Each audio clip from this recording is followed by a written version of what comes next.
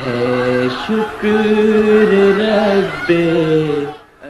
تو کہاں یہ کہ 75 مہمانوں کے شام کے کھانے کے لیے سالن نہیں ہوتا تھا. کہاں یہ کہ آج دنیا بھر سے حضرت اقدس مسیح موعود علیہ السلام کے شہدائی آپ کی اس مقدس سرزمین کی زیارت کے لیے اس شوق اور ولولے سے حاضر ہو رہے ہیں کہ کروڑوں روپے پانی کی طرح بہا دیے اور اسے اپنی سعادت سمجھتے ہیں. جو شامل نہیں ہو سکے وہ روتے ہیں، وہ بے انتہا دکھ اور تکلیف محسوس کرتے ہیں.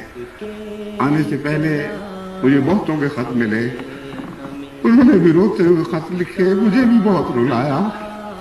کہتے تھے کاش ہماری غربت حال نہ ہوتی، کاش ہم بھی اس تاریخی جلسے میں شرکت کی سعادت پا جاتے.